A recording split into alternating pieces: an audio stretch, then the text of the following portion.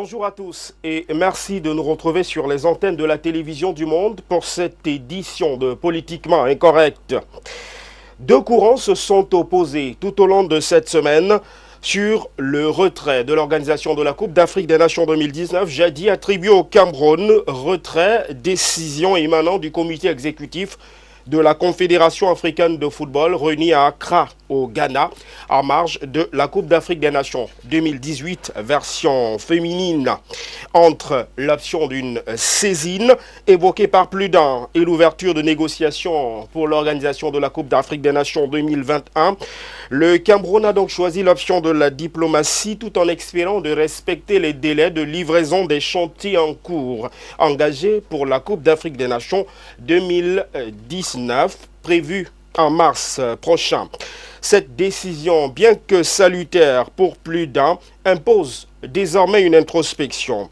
Près de 1000 milliards de francs CFA, des sources proches de ce dossier ont déjà été engloutis dans les différents chantiers infrastructurels et sportifs liés à l'organisation de cette Coupe d'Afrique des Nations retirée au Cameroun par la Confédération africaine de football. Les conséquences sont donc suffisamment importantes et le préjudice pour que nous en parlons encore ce dimanche dans le cadre de Politiquement Incorrect. En deuxième dorsale, nous parlerons de ce comité de désarmement, de démobilisation et de réintégration des ex-combattants de Boko Haram et des mouvements séparatistes qui a désormais une coordination. À travers cette option, le gouvernement de la République botte-t-il finalement en touche l'option de l'ouverture de la All Anglophone Conference initié par le cardinal Christian Tchoumi est visiblement tué dans l'œuf, où il s'agit simplement de répondre à une pression internationale. Cette option peut-il entraîner une radicalisation sur le terrain? On en parlera en deuxième dorsale de cette émission Politiquement Incorrecte. Et puis, en troisième thématique, nous parlerons du cas de la compagnie nationale aérienne, la Camerco, qui s'est donc vue retirer sa certification. On en parle ce dimanche. Quelles peuvent être les conséquences de cette décision émanant notamment de l'Association internationale des transports aériens? Le sujet est inscrit en débat ce dimanche dans le cadre de cette livraison politiquement incorrecte. Pour participer au débat, deux codes d'accès par SMS, 694 12 12 25, 694 12 12 25 et 670 94 39 74. 670 74 39 74. A tout de suite.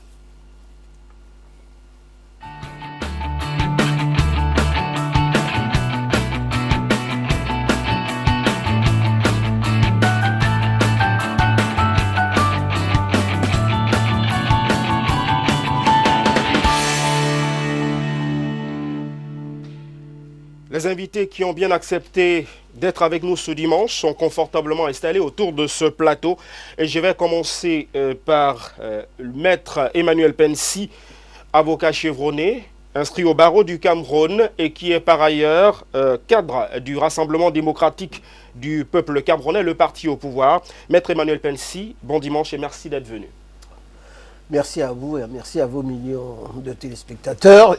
Je suis très heureux d'être à cette émission pour qu'on en parle sans faux fuyant, en disant la vérité aux Camerounais.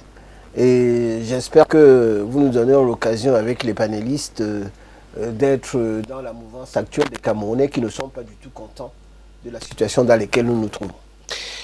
En face de vous, on a Dieudonné Yebga, qui est donc président du mouvement africain pour la nouvelle indépendance et la démocratie.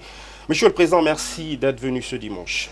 C'est un plaisir d'être toujours à la télévision du Monde pour essayer de clarifier certaines positions, certaines situations. Ça, c'est le rôle du politicien. Donc, nous sommes encore là une fois de plus pour que vos millions de téléspectateurs soient servis. Alors, pour être complet avec Dieudonné Yebga, j'associe à votre tribune Bombok, c'est toujours important de le rappeler. C'est bien cela parce que de temps en temps, nous apportons notre soutien psychologique à certaines personnes. Merci d'être venu ce dimanche. En tout cas, juste à proximité de vous, Bombok, on a Jean-Claude Feuzeux, qui est du mouvement pour la renaissance du Cameroun et qui a également accepté d'être des nôtres ce dimanche. Merci, monsieur Jean-Claude Feuzeux.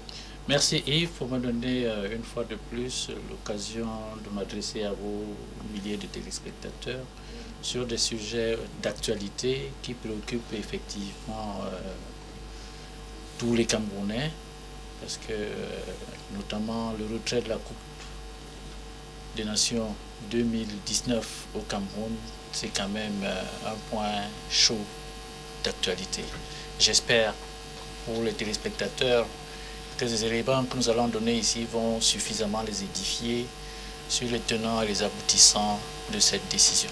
En tout cas, merci d'être venu. On attendait également Dr Ariel Nietedem. On espère qu'il pourra nous prendre en cours d'émission. Je vais commencer par vous, Maître Emmanuel Pensi. Cette semaine, évidemment, le comité d'organisation s'est réuni à la primature pour d'abord dresser le bilan de l'état d'avancement de ces différents chantiers. La presse a parlé de quelques indiscrétions qui faisaient état d'un aveu d'échec finalement constaté par ce comité d'organisation de la CAN 2019 retiré au Cameroun, mais un comité d'organisation qui entend poursuivre et livrer dans les délais les différents chantiers qui ont été engagés pour cet événement sportif. D'abord, comment vous avez accueilli cette rencontre à la primature?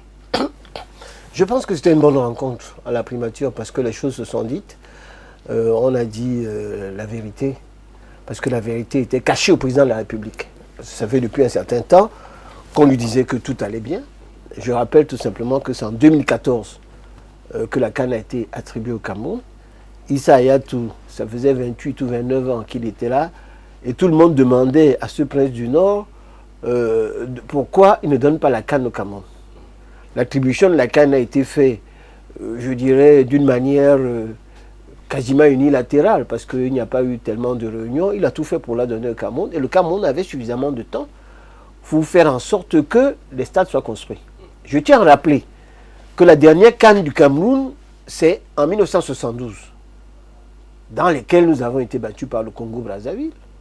Je me souviens, dans un match où j'étais moi au stade à Yaoundé, et où, après cette défaite, bien qu'on essayait d'éteindre les lumières pour prolonger le match, il y avait un monsieur qui s'appelait Yegba, qui était à Marseille, voilà, qui n'a pas pu marquer de but. On a eu les buts sur le poteau, et le président Aïdioka, il a vu ça. Quand on a perdu, on s'est mis à enquêter sur ceux qui ont obtenu l'argent pour la CAN, et tous sont allés en prison, y compris même ceux qui s'occupaient de faire des photocopies, même si elles n'existaient pas à l'époque. Donc c'est pour vous dire que lorsqu'il y a une organisation de ce type, il y a un certain nombre de personnages qui se mettent à créer des sociétés écrans, ou des sociétés, ou même pas, on vous dit c'est une société américaine, mais c'est une société faite par les Camerounais, ça met la femme, etc., les sœurs, et on a ponctionné beaucoup d'argent. Vous me parlez de 1000 milliards, mais je vous rappelle que depuis 2014, ces montants sont largement dépassés. Il faut lire les rapports du Fonds monétaire international et de la Banque mondiale, ainsi que les déclarations du ministre Motazé, où on a voulu créer ex nihilo des choses qui n'étaient même pas dans le cahier des charges. Quelques indiscrétions parlent de près de 2000 milliards détournés, c'est-à-dire 25 fois le budget du capital social de la Banque de l'Afrique centrale, c'est-à-dire la BEAC, qui est de 80 milliards. Donc on est aux alentours de 2000 milliards de francs qui sont détournés par des gens qui sont autour du chef d'État. Et ça, je vous assure que si vous regardez ce qui est en train de se passer, je rappelle que quand ils disent qu'ils vont faire les travaux avant 2019, c'est une rigolade.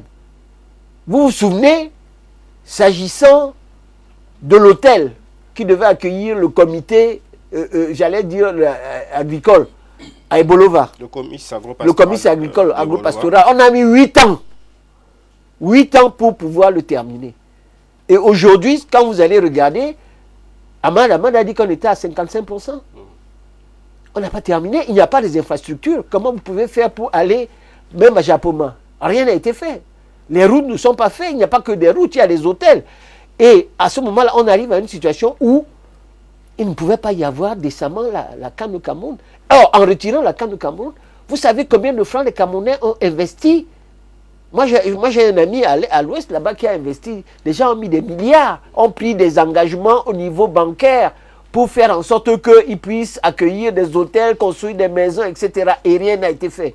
Vous avez vu les poubelles qui pilulent dans la ville de Douala, Yaoundé et partout. Ça respire, les gens meurent. Vous avez vu que pour aller à Bonham Sadi, quand il pleut, vous ne pouvez même pas y aller avec un 4x4. On se trouve dans une situation où, à côté du président de la République, vous avez un consortium de conglomérats, de malfaiteurs et de criminels en col blanc qui sont là pour bouffer. Et je peux vous assurer que les Camerounais attendent du chef d'État qui vient d'être élu. Et vous avez vu que j'ai fait campagne pour lui abondamment. Les Camerounais voudraient qu'il y ait des sanctions et des enquêtes. Et qu'on puisse faire que demain, que ça n'arrive plus. Moi, je ne suis pas pour qu'on fasse des travaux à la va-vite. Parce que ces personnes-là qui avaient des sous, les ont conservés pour faire des marchés de gré à gré. Vous avez vu la bataille entre le ministre des marchés publics et les autres. Les gens qui font des routes de 27 km, qui vous disent que, de 9 km, qui vous disent qu'ils multiplient par 3 à 45 milliards, on n'a jamais vu ça. La Banque mondiale a dit qu'on a multiplié les prix par 3 ou par 6 dans un certain nombre de cas. Et on est obligé maintenant de passer par, j'allais dire, on est obligé de passer par les emprunts obligataires parce que nous avons dépassé les emprunts sans que, de l'autre côté, on voit les réalisations des infrastructures. Donc c'est une situation qui est telle que je pense que le président de la République, moi je n'ai pas de conseil à lui donner parce qu'il en sait 10 fois plus que moi. Autour de lui, il faudrait qu'il fasse le ménage. Monsieur Jean-Claude Feuzeux, ce retrait de la Coupe d'Afrique des Nations 2019 attribué au Cameroun en 2014 pose forcément en toile de fond la question de la relance des chantiers liés à l'organisation de cet événement continentale africaine. Il y a un rapport aux allures de Brûlot attribué à lui, Paul Motaza, alors secrétaire général des services du Premier ministre, qui demandait justement que ces différents appels à candidature pour le lancement des travaux soient effectifs en 2015. Les choses et les lignes n'ont pas véritablement bougé. Aujourd'hui, Maître Emmanuel Pincy semble indiquer que le chef de l'État a été fragilisé dans sa parole, celui justement de tenir le pari du délai de livraison de ces différents chantiers-là. Établissons dans un premier temps les responsabilités et essayons en la suite de ces responsabilités de dresser le bilan de cet échec-là. Est-ce que le président de la République aujourd'hui n'est pas aussi comptable de cet échec? Je rappelle que le ministère en charge des marchés publics du Cameroun est un service rattaché à la présidence de la République. N'a-t-il pas sa responsabilité dans cet échec? Oui, merci de me donner la parole. Je vais commencer par dire que moi, je n'étais pas surpris par la décision du comité exécutif de la CAF. Le Cameroun a obtenu sa CAN en septembre 2014 sur la base de la pression populaire. Parce que un pays, pour demander l'organisation de la CAN, prend d'abord un certain nombre de dispositions, notamment une provision. Elle constitue dans ses budgets sur 2 ou 3 ans, elle constitue une provision qui lui permettra de demander les crédits pour le complément des besoins pour la construction des infrastructures. S'agissant du cas du Cameroun, en 2014, la pression populaire a obligé le Cameroun, le gouvernement, à solliciter la CAN de 2019. Un mois plus tard, c'est-à-dire après septembre, dès octobre, novembre, le président de la République a mis en place un comité d'organisation. Comme ça se fait tout le temps au Cameroun, quand on vous donne, quand on met sur pied, on vous donne une responsabilité, on vous retire toujours le pouvoir. On vous donne la responsabilité à gauche, on vous retire le pouvoir à droite. On a mis sur pied un comité d'organisation qui, dès début 2015, a fait une première estimation à 550 milliards. Et ils sont allés demander l'argent en Chine. Exim Bank. Exim Bank Chine. Évidemment, comme le dossier était bâclé, ce dossier n'a pas eu de suite favorable. Ils ont ouvert les yeux partout et au bout de 2 ans, ils ont obtenu des crédits aussi bien en Italie qu'en Turquie. Les Canadiens ont offert de venir avec leurs propres fonds faire le stade Omnisport de Douala. Nous avions déjà accusé un certain nombre de retards. Malgré les accords de prêt, le Cameroun n'avait pas sa contribution qui était de 15%. 15%. Le Cameroun a été obligé, j'ai dit nous sommes déjà en 2016, donc de 2014 à 2016, aucun budget n'avait prévu une provision pour notre quote-part. Ils ont été obligés de solliciter auprès de UBA et de la BGFI, je crois, un prêt de 24 et 24,5 milliards pour compléter, pour donner leur quote-part pour le prêt que leur donnait la Exim Bank Turquie et la banque italienne. Ça montre déjà que le projet est bancal. Parce que quand vous voulez construire votre maison qui coûte 100 millions, vous demandez un prêt de 100 millions, ça veut dire que vous êtes déjà mal barré. Vous n'avez même pas votre fonds propre. C'est pour ça que le crédit foncier vous demande votre apport personnel de 30% pour courir votre propre risque. Si vous n'avez pas de risque à courir, vous pouvez prendre les 100 millions là, vous détourner. C'est normal. Dans cet argent, vous n'avez même pas 5 francs. Donc c'est normal. On était déjà très, très, très mal embarqué. Je pense que au-delà de cette disposition financière qui ont été mises en place, sur le plan fonctionnel, en 2017, on a nommé Bidonpat président du comité d'organisation. Mais le pauvre, on lui a retiré les pouvoirs, on lui a donné ça à la main gauche, on lui a retiré les pouvoirs à la main droite, comme ça se fait toujours au Cameroun. Au Cameroun, on ne vous donne jamais la responsabilité et le pouvoir en même temps. Si on vous nomme entraîneur de l'équipe nationale, ce n'est pas vous qui allez choisir les joueurs internationaux pour jouer, parce qu'on ne vous demande pas les résultats. On vous met là pour dire que vous allez porter le chapeau en cas d'échec, mais ceux qui vont tirer les ficelles, c'est ceux qui vous ont nommé, eux retiennent le pouvoir, c'est eux qui vont vous dire qui vous allez sélectionner. Donc, à Bidonpat, on lui a donné la présidence du comité d'organisation, mais en retour, il ne sait pas comment se sont passées la sélection des entreprises, la signature des contrats. Il était complètement hors jeu. Alors, la signature des contrats s'est passée avec des petits copains. Parfois, vous êtes adjudicataire, on passe 6 mois à 1 an pour signer votre contrat. Parce qu'il faut négocier les rétrocommissions, ainsi de suite. L'intérêt des intervenants, c'était seulement de détourner l'argent. C'est ce qui rentrait dans leur poche. Ils n'avaient pas véritablement pour objectif d'organiser la CAN, ils avaient pour objectif de se faire de l'argent. Je pense que nous aurons tout au long de ce débat en parler suffisamment. S'agissant de la responsabilité du président de la République, le président de la République, avant les élections, avait fait une promesse ferme aux Camerounais qu'il allait organiser la CAN 2019. Certains ont même pensé qu'il a présenté sa candidature tout simplement parce qu'il tenait à sa CAN. Le Conseil constitutionnel a fait ce qu'il a fait, un hold-up. Maître Pensy se vantait d'avoir voté pour Paul Biya, mais Paul Biya n'a pas gagné les élections.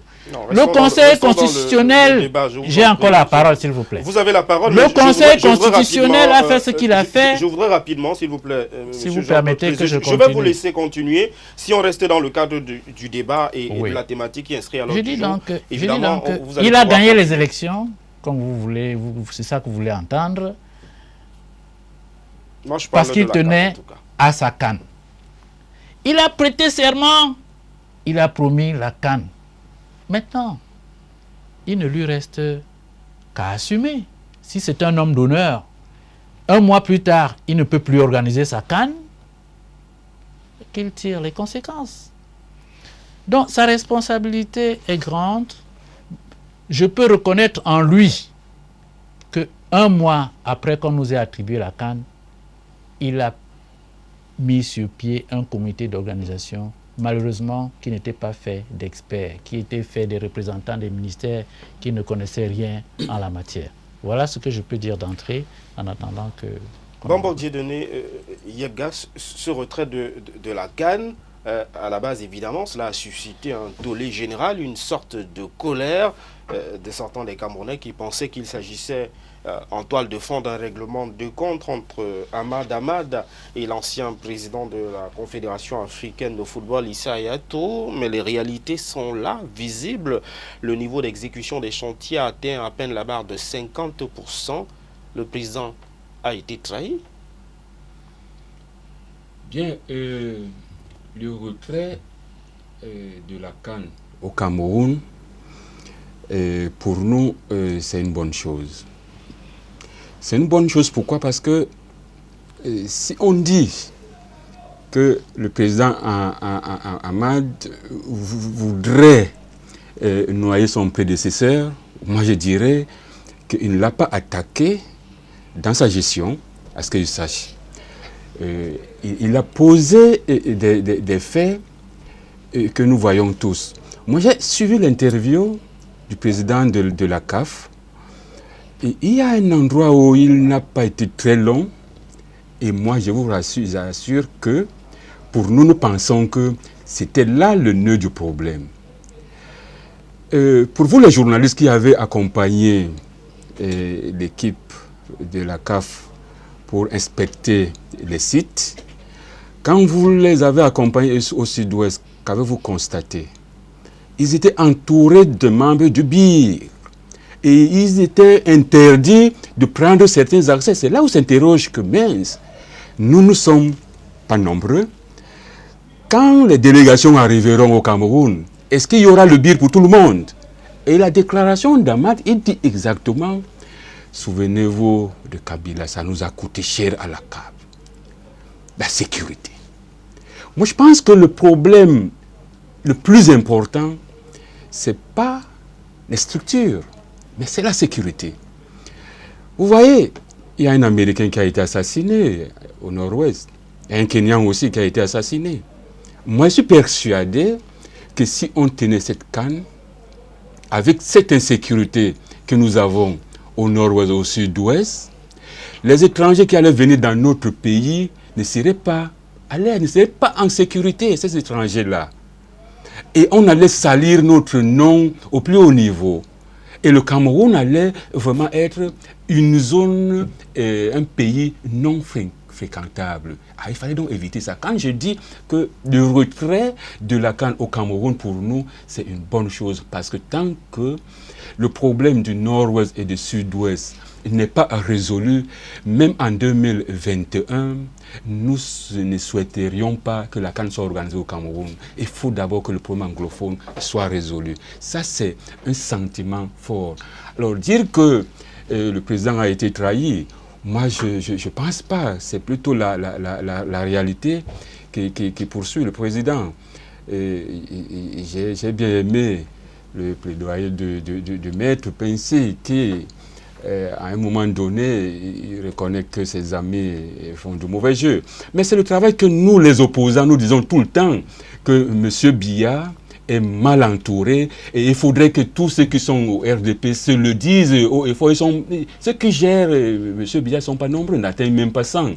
Et par contre, quand on regarde tous ceux qui soutiennent le RDP aujourd'hui sont peut-être des milliers. Et pourquoi cette minorité-là essaie de vous étouffer? Je vais vous rappeler, j'ai vu une vidéo d'Eric Tindje dans YouTube qui parle du président Biya il y a 30 ans. Pour ceux qui ne l'ont pas vu, il faut essayer de regarder cette vidéo. C'est ça, M. Biya, qui donne un quitus à un journaliste de faire un travail. Et son entourage lui demande de ne pas faire. Et ils insistent et ils imposent cette décision. Biya ne fait rien. Et il laisse ses collaborateurs le gérer. Moi, je dis non. Il faudrait donc que, à travers, nous sommes au début d'un septennat, ils ont appelé septennat d'opportunité, je crois. Et il faudrait donc que M. Biya essaye de mettre en face de lui, qui vont l'accompagner, ceux qui peuvent dire non à M. Biya, passe les bénis oui, oui. Vous savez, quand M. Mandela partait, il a dit ceci à Thabo Mbeki, que moi qui pars, je te laisse, méfie-toi de tous ceux qui seront toujours d'accord avec toi. Écoute ceux qui seront contre toi. Ça, c'est Thabo Mbeki qui reçoit ça de Mandela. Et un peu plus loin, au Ghana, Kwame Nkrumah avait dit aux UPC qui étaient ses conseillers que mais je ne comprends pas mes compatriotes. Ils sont toujours d'accord avec moi. Tout ce que j'ai dit, yes sir, yes sir. Mais c'est eux qui ont fait le coup d'État, Nkrumah. Donc, méfiez-vous de tous ceux qui sont toujours d'accord avec vous. Monsieur le Président, vous n'avez pas encore nommé votre gouvernement. Prenez ceux qui vont vous dire la vérité. Prenez ceux qui vous contredisent tout le temps. Méfiez-vous de ceux qui sont toujours d'accord avec vous. Maître Emmanuel Pensi, j'aimerais qu'on avance, mais qu'on établisse les responsabilités, parce que finalement, les motifs retenus par la CAF pour le retrait de cette canne sont connus. Les questions sécuritaires, les lenteurs dans les différents chantiers, c'est désormais de notoriété publique. Mais quelles sont les responsabilités des uns et des autres? On a un ministère des marchés publics. Est-ce que ce ministère a effectivement joué son rôle? Jean-Claude Feuzeux disait simplement que le ministère des Sports était finalement une véritable vitrine, sans véritable fonction réelle dans l'organisation de cette CAN. Pourtant, il pilotait le comité d'organisation. Au niveau de la présidence de la République, le secrétariat général est chargé d'acheminer les documents pour sanction chef de l'État. Qui n'a pas fait son travail au regard du processus lié à l'organisation de cette CAN? Je pense qu'un bon juriste, il ne faut pas dire que celui-ci n'est pas responsable et que tel l'est. Moi, je pense que ce qui doit déterminer les responsabilités, c'est une enquête qui doit être ouverte rapidement. Ce qu'il y a et ce qui est sûr, c'est que des fonds très importants, depuis 2014, sont débloqués. Ce n'est pas en 2017. Depuis 2014, on a mis de l'argent pour la CAN. Si vous regardez toutes les lois de finances depuis 2014, on parle toujours de la CAN, des sommes qui sont allouées. Mais on a mis autour de la CAN d'autres infrastructures qui n'étaient pas prévues. On a dit par exemple qu'il faut 8 hôpitaux de référence. Parce qu'il y en avait déjà, il y en a un à Yaoundé, il y en a un à Douala, et il fallait faire ça dans les provinces. Même là où il ne devait pas avoir des matchs. Les gens ont commencé à inventer un certain nombre, disons, d'infrastructures qui n'existaient pas. Vous regardez par exemple l'autoroute Douala-Yaoundé qui est bloquée et où des sommes très importantes ont déjà été mises. Je ne sais pas combien de centaines de milliards nous en sommes, alors qu'on n'a pas encore fait 50 km. Et parce que vous savez très bien que lorsque vous devez faire une autoroute, il y a des problèmes environnementaux, mais il y a également le problème de l'indemnisation des villageois, parce que vous prenez leurs terres, des terres ancestrales, vous passez dedans. Et que beaucoup de projets n'ont pas pu aller à bout parce que ces indemnisations-là n'ont pas été faites. Ou parce que lorsqu'on veut faire des indemnisations, comme les Camerounais sont intelligents, ils s'inventent des propriétés là où ils ne sont même pas nés. On a vu, notamment à Kribi, que ceux qui ont encaissé l'argent, c'était plus que les gens à Yaoundé, des ministres et autres, se sont mis à acheter des terrains. Entre-temps, lorsqu'ils ont su, parce qu'ils avaient les délits d'initiés, ils ont su qu'on allait indemniser les gens. Et on a eu toutes les sommes d'argent qui sont parties. On a vu par exemple le préfet Villon, qui se trouve en prison, il n'est pas le seul, avec le sous-préfet, avec un certain nombre de personnalités qu'on est en train de rechercher actuellement.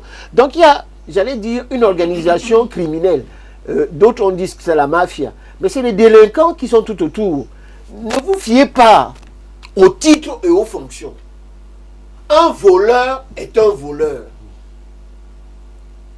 Un brigand est un brigand. Lorsque vous faites le casse du siècle, parce que ça dépasse le casse de Spaghiari. Le casse de Spaghiari, c'était 30 millions d'euros. C'était à peu près, c'était rien du tout. On arrive maintenant à des casses qui dépassent des milliers de milliards. Et où va-t-on avec cet argent? Parce que c'est très simple, hein, parce que les gens ont l'impression que quand on fait disparaître l'argent comme ça, on ne peut pas trouver. On peut pas trouver les gens facilement. Les gens organisent les SCI, ils mettent la grand-mère, la soeur, la tante, le cousin, les gens qui ne connaissent pas, ils inventent des sociétés qui sont aux États-Unis, ils font des transferts. L'argent ne sort plus dans les sacs Mbandjok pour aller en France. Vous allez avec cet argent-là, on vous a dit que le franc CFA, bon, on ne peut pas l'exporter. Donc ça transite par les banques. Les banques sont complices. Les notaires qui organisent des sociétés écrans à l'intérieur avec un certain nombre de cabinets conseils pour faire disparaître l'argent. Et cet argent-là part parce que l'argent ne peut pas sortir hors de la zone franc CFA. Vous ne pouvez plus apporter avec des systèmes TRACFIN pour les financements à l'étranger. Vous ne pouvez pas envoyer l'argent à l'étranger. Dès que vous envoyez l'argent à l'étranger, on va vous dire quelle est l'origine des fonds. Donc, on va vous trouver l'origine des fonds. On va inventer des histoires. C'est quelque chose qui est connu. Donc, si on va enquêter sur un certain nombre d'endroits, on aura la traçabilité des fonds pour savoir jusqu'où ces fonds sont partis. Donc, il faut passer par des banques et il faut passer également par les microfinances qui ont été inventées pour ça. Parce que vous avez vu une floraison d'immeubles qui sont en train d'être construits actuellement.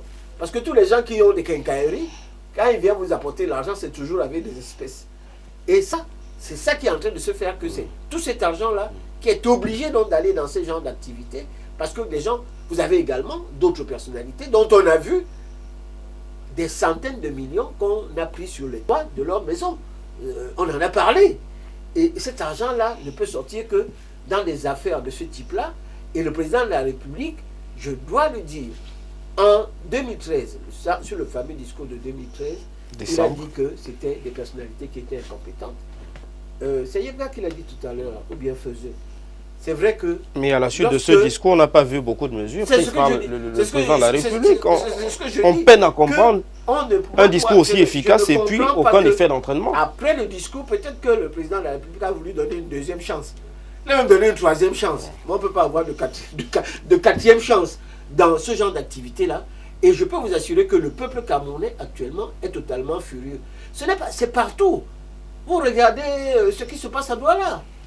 Est-ce que vous vous rendez compte que vous ne pouvez pas aller à Bonham Sadi quand il pleut? Est-ce que vous voyez comment la route... Tout le monde sait que dans une ville comme Douala, il faut un périphérique. Pour aller au travail de Bonham Sadi à Akwa, c'est 7 km. Vous vous levez à 4h30 du matin jusqu'à ce que le pont fonctionne. Le pont sur le Vouri, 850 mètres. On est à plus de 220 milliards. C'est les kilomètres les plus chers du monde pour faire des ponts. Mais il faut s'interroger et se dire, mais comment fait-on? La Banque mondiale s'en est émue. Comment se fait-il? Il faut lire le dernier rapport. Et la Banque mondiale a dit on ne peut plus prêter l'argent au Cameroun parce que les plafonds sont dépassés. C'est pour ça qu'on recourt à l'emprunt obligataire avec des taux d'intérêt de 5,6 alors que les taux qu'on prend lorsqu'il s'agit de la Banque mondiale, bien c'est des taux très faibles qui sont souvent aux alentours de 1%. Et je peux vous assurer que il faut faire attention. Maintenant, on travaille avec des trocs. On fait du troc avec la Chine, etc. Vous avez vu que sur tous les stades qui ont été faits, on a des sociétés qui vendent du ciment. Mais on fait venir en préfabriqué. Et sur les salariés, les Camerounais n'ont rien.